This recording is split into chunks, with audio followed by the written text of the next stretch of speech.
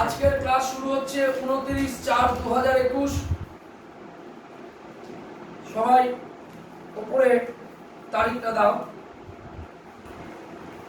লেখো রৈখিক ভরবেগের সংরক্ষণ সূত্রটি কি?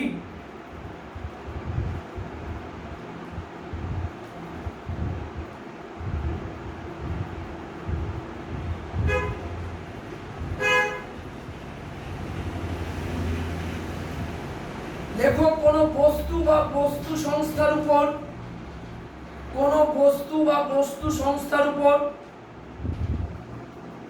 বাহ্যিক বল ক্রিয়া না করলে কোন বস্তু বা বস্তু সংস্থার উপর বাহ্যিক বল ক্রিয়া না করলে ওই বস্তু বা বস্তু সংস্থার কোন বস্তু বা বস্তু সংস্থার উপর বাহ্যিক বল ক্রিয়া না করলে ওই বস্তু বা বস্তু সংস্থার মোট রৈখিক ভরবেগ ধ্রুবক থাকে।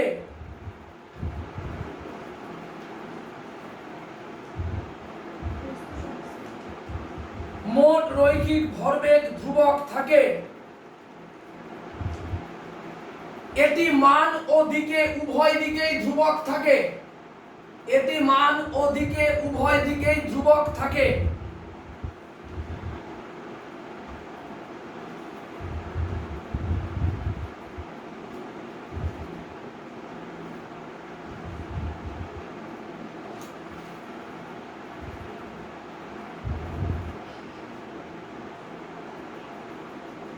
নিচে লেখো ব্যাখ্যা। ছোট হাতের M1 ও ছোট হাতের M2 ভরের দুটি বস্তু কণা যথাক্রমে ছোট হাতের M1 ও ছোট হাতের M2 ভরের দুটি বস্তু কণা যথাক্রমে ছোট হাতের M1 ও ছোট হাতের M2 ভরের দুটি বস্তু কণা যথাক্রমে ছোট হাতের U1 ও U2 বেগে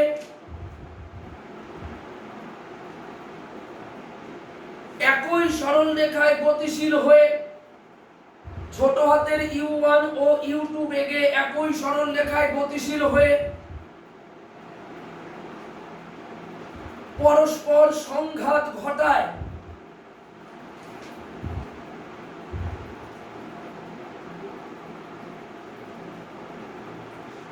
ধরা যাক M1 ও M2 ভরের দুটি বস্তু কণা U1 ও U2 বেগে একই সরল রেখায় গতিশীল হয়ে পরস্পর সংঘাত ঘটায়। দাঁড়ি সংঘাতের পর বস্তু কণা দুটির বেগ V1 ও V2 হলে সংঘাতের পর বস্তু কণা দুটির বেগ V1 ও V2 হলে অর্থাৎ সংঘাতটি একরেখীয় হলে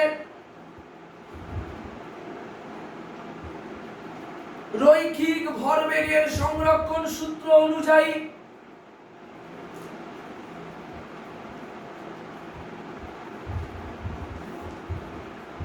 লেখা যায় M1 U1 plus M2 U2। M1 ছোট হাতের U1 ছোট হাতের U1 প্লাস M2 ছোট হাতের U2 ইকুয়াল টু M1 ছোট হাতের V1 plus M2 V2। M1 ছোট হাতের U1 প্লাস ছোট হাতের M2 ছোট হাতের U2 ইকুয়াল টু M1 ছোট হাতের V1 প্লাস M2 ছোট হাতের V2। এটাকে ব্র্যাকেট করো। এখানটায় ম্যাথমেটিক্যাল ফর্মুলেশন থেকে অঙ্ক দেবে। M1 U1 plus M2 U2 M1 V1 plus M2 V2 রৈখিক বেগ একরেখীয় হলে রৈখিক বেগের সংরক্ষণ সূত্র অনুযায়ী এটা বলা যায় বস্তু সংস্থার উপর যদি কোনো বাহ্যিক বল ক্রিয়া না করলে আগের যে রৈখিক ভরবেগ সেটা সর্বদা ধ্রুবক থাকে, কোনো পরিবর্তন এখানে দেখা দেবে না। m1u1 plus m2u2 m1v1 plus m2v2 এটাই রৈখিক বেগের সংরক্ষণ সূত্র। এবং এটাকে ব্র্যাকেট করে রাখো, এইখান থেকে অঙ্ক আসবে। এবার লেখো সংঘাত বা সংঘর্ষ কাকে বলে।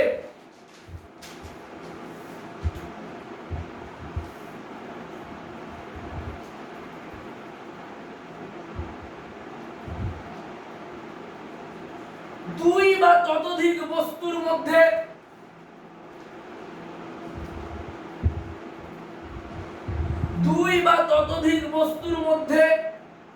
প্রত্যক্ষ বা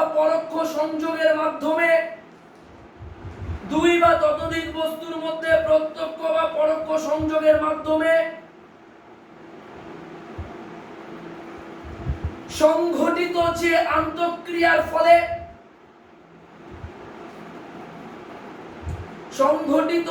আন্তঃক্রিয়ার ফলে বস্তুগুলির ভরবেগের নির্দিষ্ট পরিবর্তন ঘটে।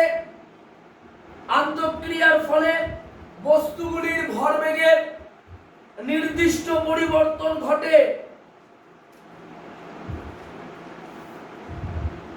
যদিও সংস্থার ভরবেগ সংরক্ষিত হয়,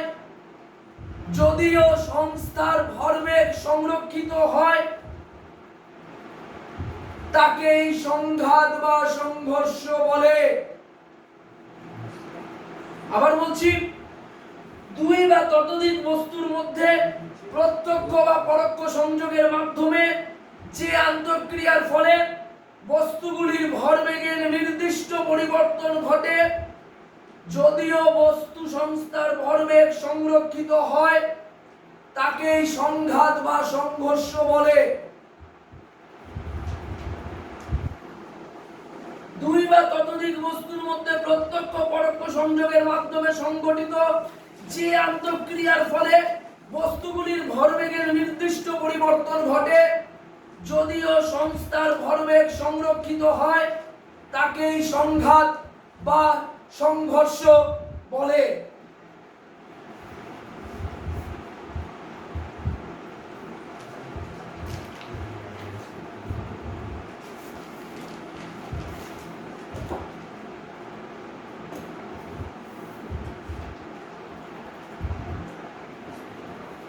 সংঘর্ষের প্রকারভেদকে তিন ভাগে ভাগ করা যায়।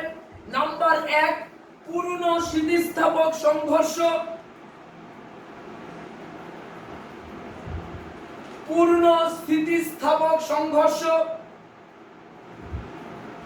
নাম্বার 2, পূর্ণ অস্থিতিস্থাপক সংঘর্ষ। নাম্বার 2, পূর্ণ অস্থিতিস্থাপক সংঘর্ষ।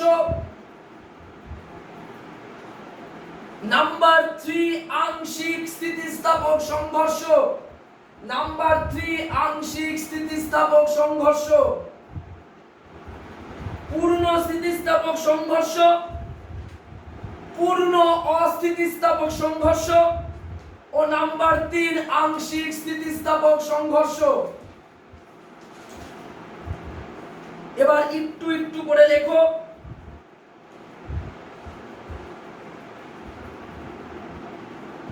পূর্ণ স্থিতিস্থাপক সংঘর্ষ বলে হেডিং করো।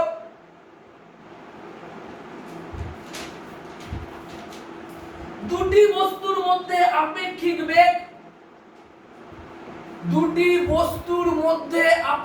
বেগ সংঘর্ষের আগে ও সংঘর্ষের পরে অপরিবর্তিত থাকলে, দুটি বস্তুর মধ্যে আপেক্ষিক বেগ সংঘর্ষের আগে ও সংঘর্ষের পরে অপরিবর্তিত থাকলে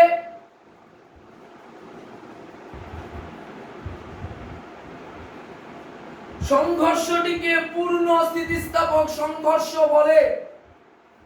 সংঘর্ষটিকে পূর্ণ স্থিতিস্থাপক সংঘর্ষ বলে।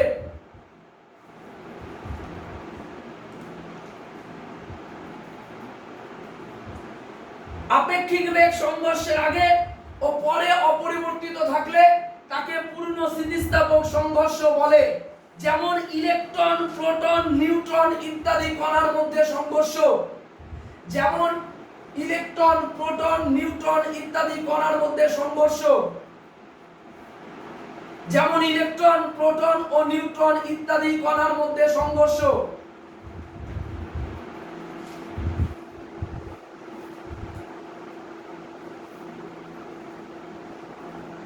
এবার লেখো পূর্ণ অস্থিতিস্থাপক সংঘর্ষ বলে হেডিং করো, পূর্ণ অস্থিতিস্থাপক সংঘর্ষ। দুটি বস্তুর মধ্যে সংঘর্ষের পর আপেক্ষিক বেগ শূন্য হলে, দুটি বস্তুর মধ্যে সংঘর্ষের পর আপেক্ষিক বেগ শূন্য হলে, দুটি বস্তুর মধ্যে সংঘর্ষের পর আপেক্ষিক বেগ শূন্য হলে, দুটি বস্তুর মধ্যে সংঘর্ষের পর আপেক্ষিক বেগ শূন্য হলে, দুটি বস্তুর মধ্যে সংঘর্ষের পর আপেক্ষিক বেগ শূন্য হলে সেই সংঘর্ষটিকে পূর্ণ অস্থিতিস্থাপক সংঘর্ষ বলে।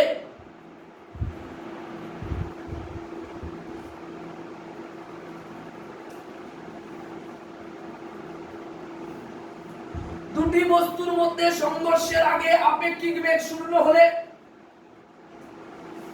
তাকে পূর্ণ অস্থিতিস্থাপক সংঘর্ষ বলে। যেমন দুটি কাদামাটির তালের সংঘর্ষকে, যেমন দুটি কাদামাটির তালের সংঘর্ষকে পূর্ণ অস্থিতিস্থাপক সংঘর্ষ বলে।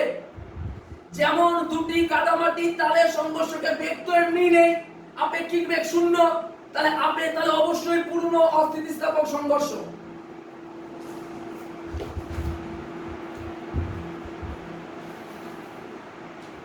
এবার আংশিক স্থিতিস্থাপক সংঘর্ষ।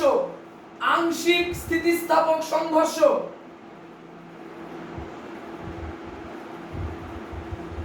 দুটি বস্তুর মধ্যে আপেক্ষিক বেগ সংঘর্ষের পর কমে গেলে, দুটি বস্তুর মধ্যে আপেক্ষিক বেগ সংঘর্ষের পর কমে গেলে,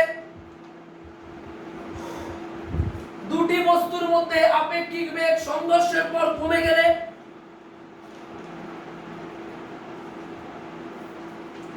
দুটি বস্তুর মধ্যে আপেক্ষিক বেগ সংঘর্ষের পর কমে গেলে তাকে আংশিক স্থিতিস্থাপক সংঘর্ষ বলে। দুটি বস্তুর মধ্যে আপেক্ষিক বেগ সংঘর্ষের পর কমে গেলে সংঘর্ষটিকে আংশিক স্থিতিস্থাপক সংঘর্ষ বলে। এটা একটা অদ্ভুত ব্যাপার। এই আংশিক স্থিতিস্থাপক সংঘর্ষটা হচ্ছে বাস্তবে ঘটিত যে কোনো ধরনের সংঘর্ষ। আংশিক স্থিতিস্থাপক সংঘর্ষটা হচ্ছে বাস্তবে ঘটিত যে কোনো ধরনের সংঘর্ষ। উত্তর লেখ, ব্যাট ও বলের মধ্যে সংঘর্ষ। ব্যাট ও বলের মধ্যে সংঘর্ষ। তাহলে এই পার্টটা ক্লিয়ার করলাম। সংঘর্ষটা কি?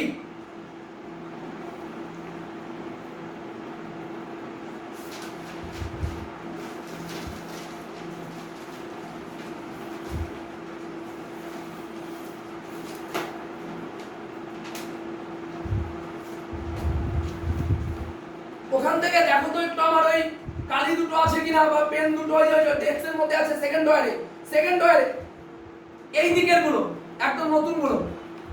হ্যাঁ, এবার আমরা যেটা করব সেটা উপরে হেডিং করো, বুঝতে পারবে।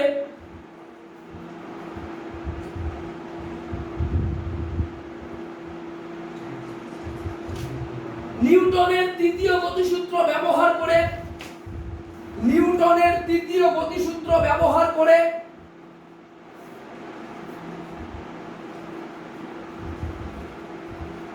নিউটনের তৃতীয় গতিসূত্র ব্যবহার করে কিভাবে ভরবেগ সংরক্ষণ সূত্রটি প্রমাণ করা যায়।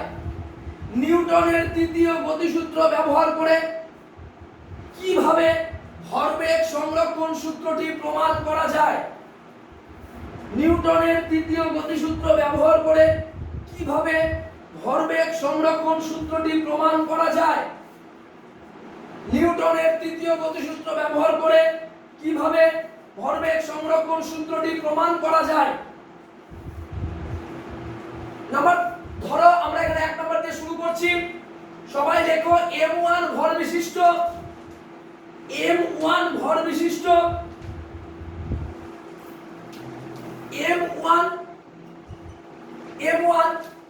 ভর বিশিষ্ট কোন বস্তু, m1 ভর বিশিষ্ট কোন বস্তু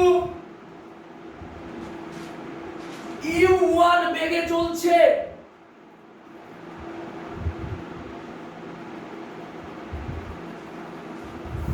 এবং u1 বেগে চলছে এবং t সময়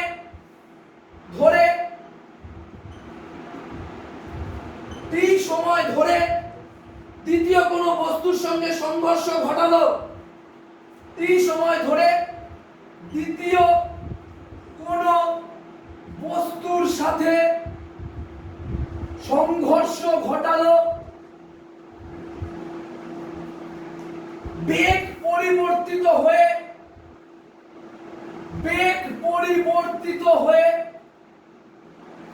হলো v1।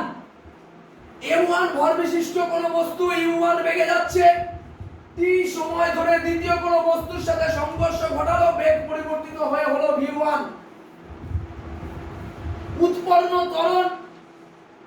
উৎপন্ন ত্বরণ আমরা সবাই জানি, ত্বরণের সূত্র v - u/t a = v - u/t। তো এখান থেকে লেখা যাবে a1 = v1 - u1/t, v1 - u1/t।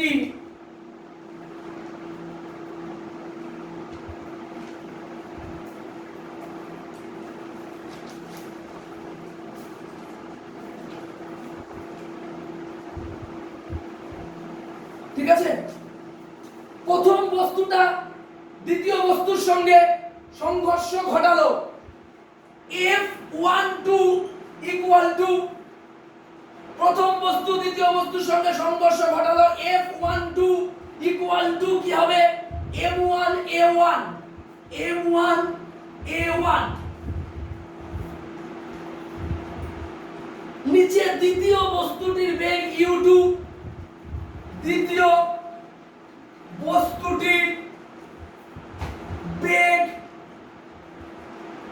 u2, ভর m2, সংঘর্ষের পর বেগ v2।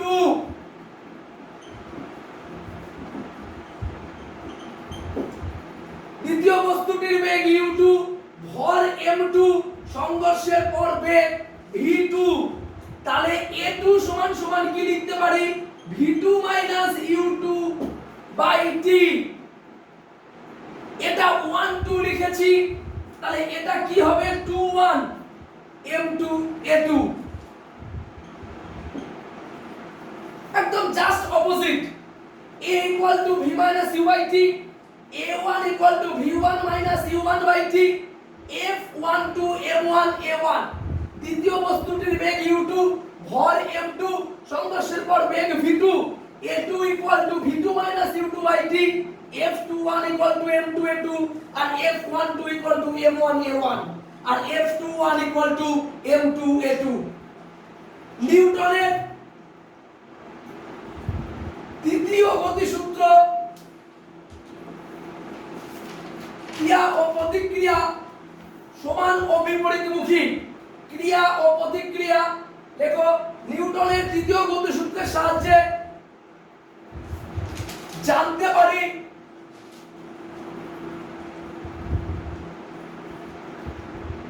ক্রিয়া ও প্রতিক্রিয়া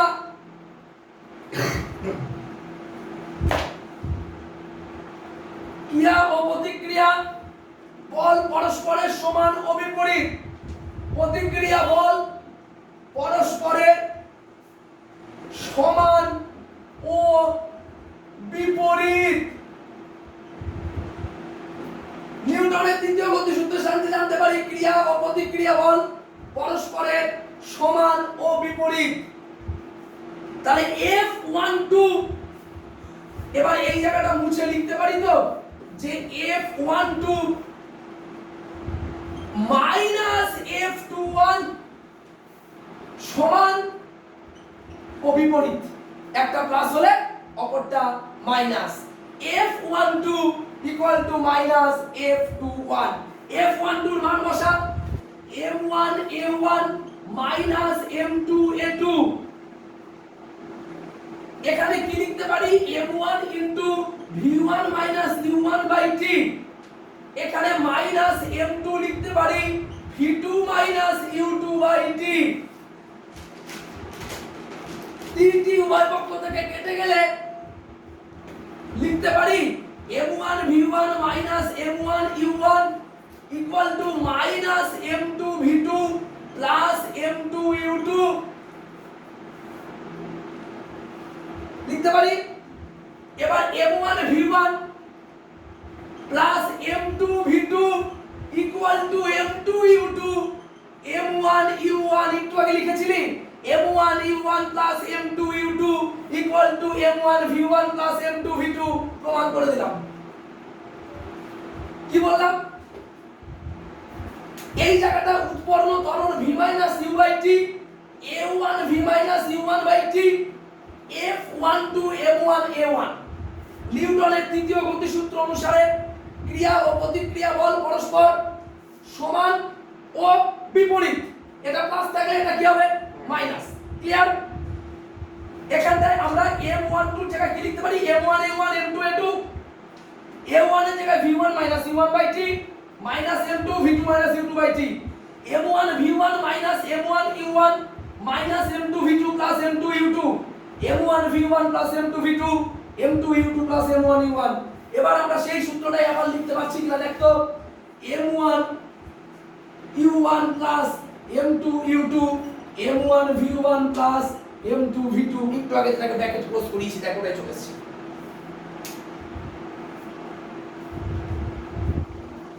প্রতিদিন ক্লাসের মর্মটা বুঝতে পারছিস? পর চলছে, কোনো এদিক ওদিক নেই।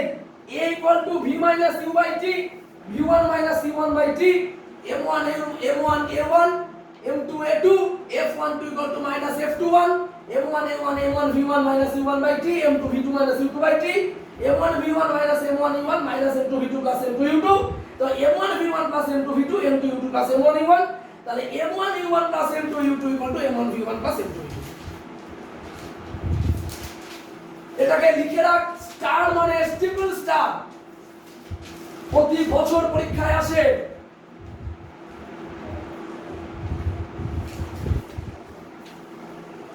ঠিক আছে?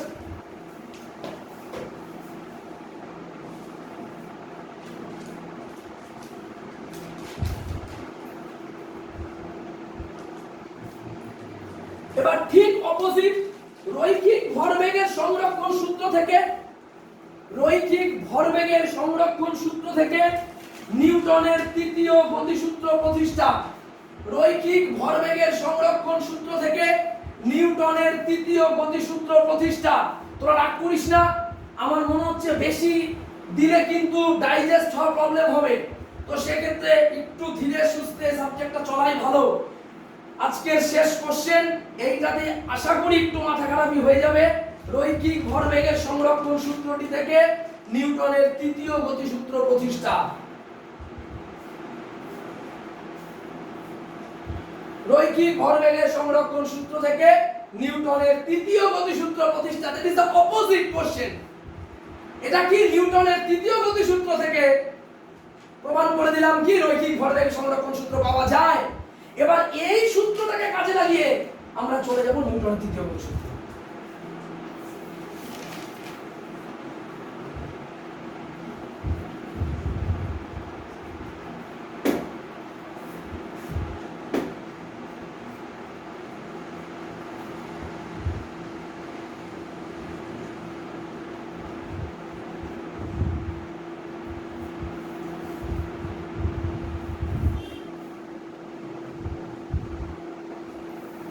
সবাই বোর্ডে বুঝতে পারছিস?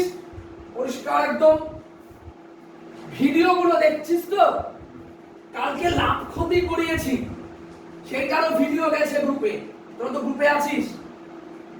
তোদের অঙ্ক কি চলছে? অঙ্ক প্রাইভেট কি চলছে? কোনটা কোনটা হয়েছে?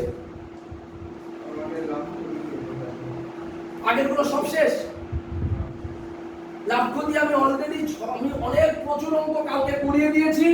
ওই অঙ্কগুলো দিয়ে দিবি, করা আছে, সব পর পর চলে যাবে। আমার রুটিন করা আছে, সেই রুটিনটা আজকে গ্রুপে হয়তো স্নেহা দিয়ে দেবে। মানে ওদের ব্যাচের সেই অনুসারে এক বছরের রুটিনটা থাকবে, সব দেওয়া আছে। পর পর পর পর পর পর ওই সিকোয়েন্স মেইনটেন্সে চলে যাব, আস্তে আস্তে বইটা শেষ হয়ে আসবে। তারপরে ক্লাস 10 আমার ইচ্ছে আছে ডিসেম্বরে 10 ধরে নেওয়ার। বলে কিন্তু শেষ করতে পারবো না, আগামী বছর ক্লাস আছে। হ্যাঁ হ্যাঁ, ডিসেম্বরে 7 দিন আমি কলকাতায় থাকি। যদি এর কোনো না থাকে তাহলে ওই 7 দিনই ছুটি থাকবে, তারপরে আবার আমি এসে শুরু করি। ঠিক আছে? তো লেখ রৈখিক ভরবেগের সংরক্ষণ সূত্র থেকে নিউটনের তৃতীয় গতিসূত্র, fifth star.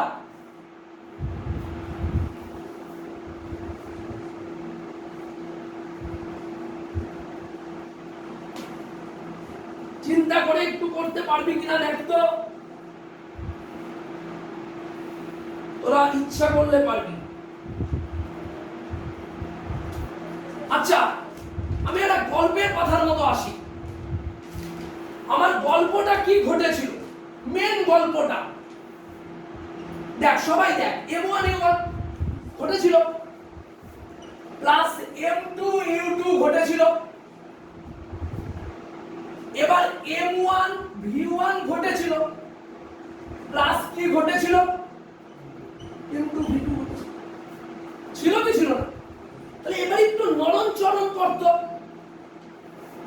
M1 U1 minus M1 V1 নরম চরণ করছি। M2 V2 minus M2 U2 নরম চরণ করলাম। এখান থেকে তো সবাই আমরা বীজগণিত তো জানি। M1 যদি আমরা লিখি তাহলে আমরা কি করতে পারি? যদি আমরা M1, তাহলে আমরা এখানটায় U1 মাইনাস V1 করতে পারি কি পারি না? আমরা বীজগণিত বলছি, কিন্তু আমি বীজগণিত তোদের মতো জানি না, তাও চেষ্টা করছি। M2, তো এখান থেকে আমরা কি করতে পারি? আমার কিন্তু সেভাবে জানা নেই তোদের মতো, মানে মাইনাস প্লাস কি করে চেঞ্জেশন করতে হয়। Concept clear? এই দেখ তো, এই জায়গাটা ঘুরে গেছে কিনা। হওয়ার কথা কি ছিল? এইভাবে শেখ। আটকে গেলে তোরা বলে দিস বীজগণিতটা আমাকে। হওয়ার কথা ছিল V1 মাইনাস U1, কিন্তু আছে দেখ U1 মাইনাস V1। বীজগণিত বলছে এই ধরনের কোন, এটাকে বলা হয় বীজগণিতের ক্লাস 8 সরলীকরণ চ্যাপ্টার। লিখে দিচ্ছি, একটু পড়াশোনা আছে তাই বলছি। সরলীকরণ চ্যাপ্টার, ঠিক আছে? এই সরলীকরণে বলছে এই ধরনের জিনিস থাকলে মাইনাস দিয়ে গুণ করে দিতে হয়। কি করতে হয়? দেখতে খারাপ লাগবে, তাই বাবা এই বাইরে মাইনাসটাকে নিয়ে নেয় টিচাররা। দেখবি এখানে M1 লিখলো, V1 মাইনাস U1। মাইনাসে মাইনাসে কি হলো? প্লাস মাইনাসে কি হলো? আর এইটা তো চেঞ্জের দরকার নেই, রাজি। এবার যখন ক্লাস 10 এ উঠবি, কিছু জিনিসকে জোটাতে হবে, জোটানো। পাশে লিখবি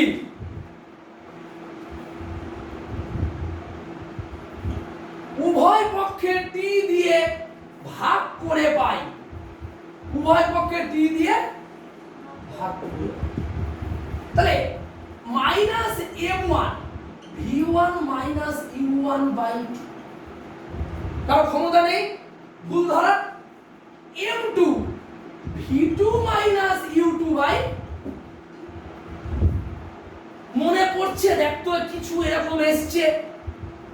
এটাকে কি লেখা যায়? মাইনাস M1 লিখিনি বাবা।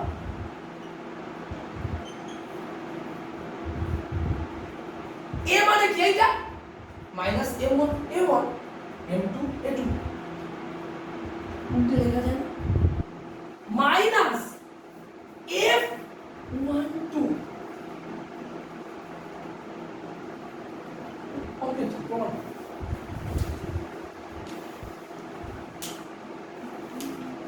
পুরো ঘুরিয়ে দিলাম খেলাটাকে পুরো এক্সচেঞ্জ করে দিলাম u1 v1 মাইনাস বাইরে নিয়ে গেলাম v1 মাইনাস u1 আসলো উভয় পক্ষে t চালালাম তাহলে এইটাকে a1 এটাকে a2 লেখা যাবে এটা 1 এর সাইড তাই 1 2 এটা 2 এর সাইড তাই 2 1 এটা মাইনাস f12 f21 দেখ আগের কথাই বলছি কমপ্লিট তৃতীয় গতি সূত্র প্রমাণ হয়ে গেল নিউটনের দ্বিতীয় সংরক্ষণ সূত্র থেকে রৈখিক ভরবেগের সংরক্ষণ সূত্র থেকে নিউটনের তৃতীয় গতি সূত্র চলে আসলো প্রত্যেক ক্রিয়ার সমান ও বিপরীতমুখী প্রতিক্রিয়া হলো অনেক সময় লাগবে প্রত্যেক ক্রিয়ার সমান ও বিপরীতমুখী প্রতিক্রিয়া আছে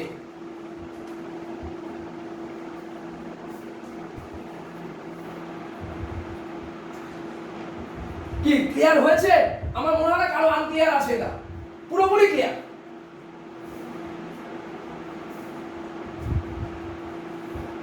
এখানে ক্লাসটা ইতি ডাক নইলে বিপদ ঘটতে পারে আমি জানি তার থ্যাংক ইউ